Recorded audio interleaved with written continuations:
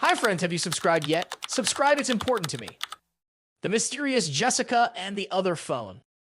Life was busy but good. Emily and I had built a comfortable life together in the suburbs of New York. We'd been married for almost a decade, had 2 kids, our pride and joy, and like most families, we'd settled into our roles. I worked hard, long hours to keep everything going, while Emily stayed home with the kids, managing the household. There was an unspoken understanding between us. I provided, she nurtured. That was until Emily started talking about her old friend from childhood, Jessica.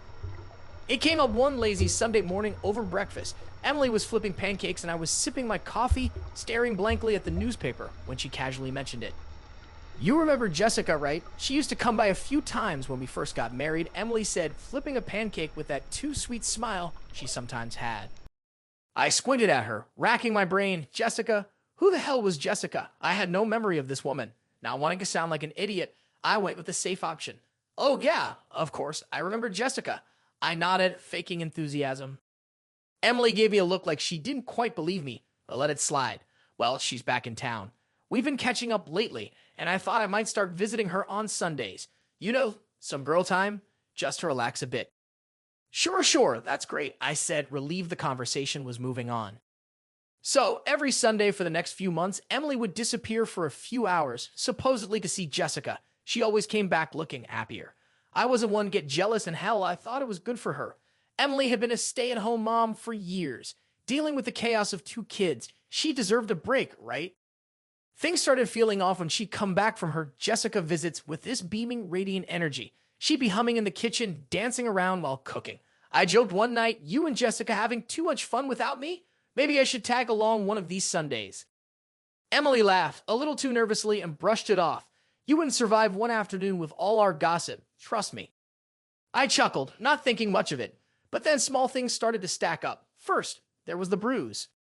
One Sunday, she came home with a noticeable shiner under her right eye. I paused mid-sentence when I saw it. Whoa, what the hell happened to you? Emily waved it off.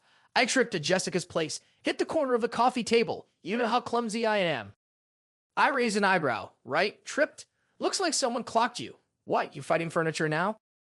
She laughed it off again, but something about the bruise, it didn't look like a bump for a table. Still, I let it go. I trusted her. We've been through thick and thin together. The doubts really started creeping in the day I found the phone. I was cleaning up the kitchen after a long day at work when I saw it lying on the table. It wasn't my phone, and it sure as hell wasn't one of the kids. The sleek, expensive-looking device was just sitting there like it was mocking me. I picked it up, inspecting it. This definitely isn't mine. Whose is this? I muttered, turning it over in my hands. I checked the kids. Both had their phones glued to their screens as usual. It had to be Emily's, but why would Emily need a second phone? I mean, one's already more than enough, right? I held it for a minute, puzzled. Something about the situation didn't sit right with me. When Emily came home later that night, I casually mentioned it. Hey, Em, I found this phone on the table. Yours. Her eyes widened for just a split second before she regained composure. Oh, that? Yeah, I found it in the parking lot at the grocery store. Figured I hang on to it for a bit in case someone calls. My stomach twisted. Found it, huh? Well, if no one calls, we should sell it. Make some extra cash. Emily laughed a little too quickly. Oh, I'm sure I'll find the owner. Maybe one of my coworkers can help unlock it. Right, I muttered. Something still felt off. Another Sunday rolled around and Emily left for her usual visit to Jessica. This time, though, I waited until she left before grabbing the mysterious phone and holding it in my hands again.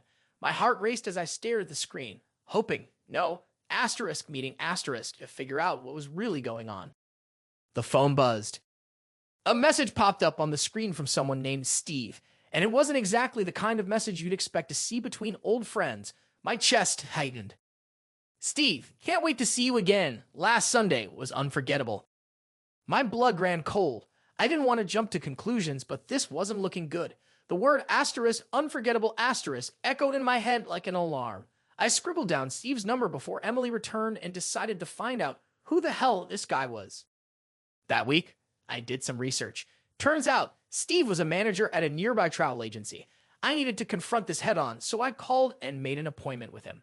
Told him I was interested in booking a trip for me and my wife. When I arrived at the travel agency, Steve was waiting. He was tall, well-dressed, and had the kind of smug look that made my skin crawl. So what kind of trip are you looking to book? He asked, smiling that same smile I'd seen on too many other guys who think they're charming. I leaned forward, trying to play it cool. Something special. Maybe a romantic getaway for my wife and me. Thought we could use a break.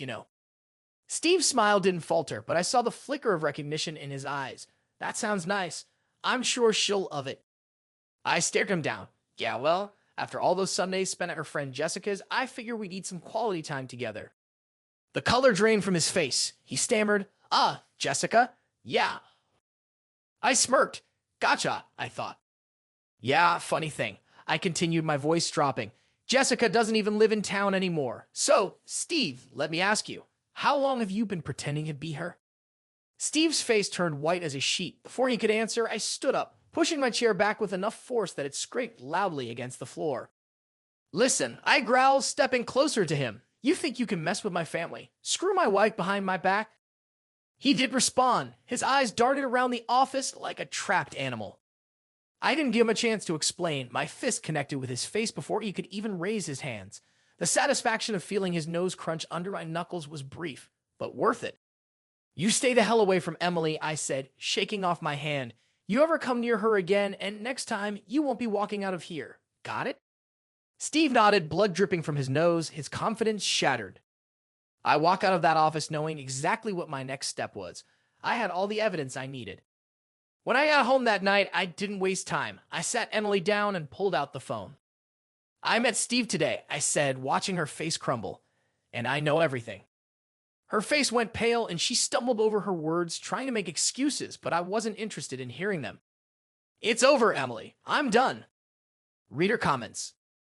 This story was a roller coaster. I had a feeling about that second phone. Loved how it all came together in the end. Steve deserved more than a punch. I can't believe Emily thought she could get away with that. Awesome ending. The way the husband handled this situation was perfect. So much tension, but also humor to balance it out. Great read. I couldn't put this down. The build-up to the confrontation was spot on. Love the mix of humor and suspense.